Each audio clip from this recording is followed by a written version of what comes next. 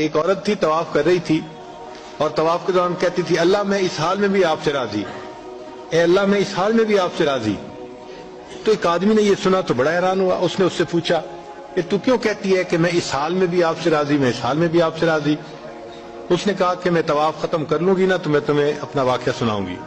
چنانچہ اس عورت نے اپنا واقعہ سنایا کہ میرے 3 بچے تھے، میں گھر کے اندر ایک دن تنور پہ روٹیاں پکا رہی تھی تو میرے بڑے 2 بچے جو تھے وہ گھر میں کھیل رہے تھے کمرے میں، اچانک مجھے شور کی آواز آئی تو وہ کہتی ہے کہ میں نے جب شور سنا تو میں وہیں سب کچھ چھوڑ کے تنور پر آٹا روٹیاں تو میں کمرے کی طرف بھاگی۔ جب کمرے گئی تو میں نے ایک عجیب تماشا دیکھا کہ اس سے 1-2 دن پہلے میرے خاوند نے گھر میں بکری کو ذبح کیا تھا اور جس چھری سے بکری کو ذبح کیا تھا وہ اس نے کمرے میں رکھی تھی۔ تو میرے دونوں بچے کھیلتے کھیلتے ان میں سے ایک نے دوسرے کو کہا کہ تمہیں پتہ ہے کہ ابو نے بکری کو کیسے ذبح کیا تھا؟ تو دوسرا کہتے ہیں مجھے تو نہیں پتا۔ وہ کہتے ہیں اچھا آؤ میں تمہیں بتاتا ہوں کہ کیسے ابو نے ذبح کیا تھا۔ تو میرا درمیان والا بیٹا جو تھا وہ زمین پر لیٹ گیا اور بڑے لڑکے نے اس چھری کو اٹھا لیا۔ اب وہ چھوٹا بچہ تھا اور اس کو پتہ نہیں تھا کہ چھری کتنی تیز ہے، چنانچہ اس نے اس کے گلے پہ جو چھری چلائی تو گلا تو فوراً کٹ گیا اور خون کا فوارہ چھوٹنے لگا۔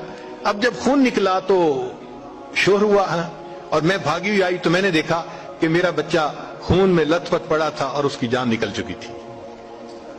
اب میں نے سوچا کہ میرا بڑا بیٹا کہاں ہے جس نے یہ حرکت کی تھی؟ وہ ڈر کے بھاگ گیا تھا اور کہیں چھپ گیا تھا۔ کہنے لگی میں نے اسے دوسرے کمروں میں دیکھا تو کہیں نظر نہیں آیا۔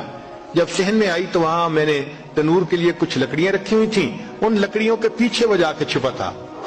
کہنے لگی میں نے پیچھے سے اس کو جا کے جب دیکھا تو اس نے مجھے کوئی جواب نہیں دیا۔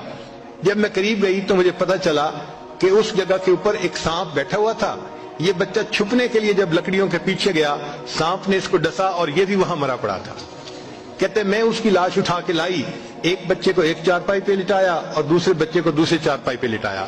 پھر اس کے بعد میں نے فیل کیا کہ میرا تیسرا چھوٹا بیٹا جو کرالنگ کرتا تھا، رینگتا تھا، وہ کہاں ہے؟ وہ مجھے نظر نہیں آ رہا تھا۔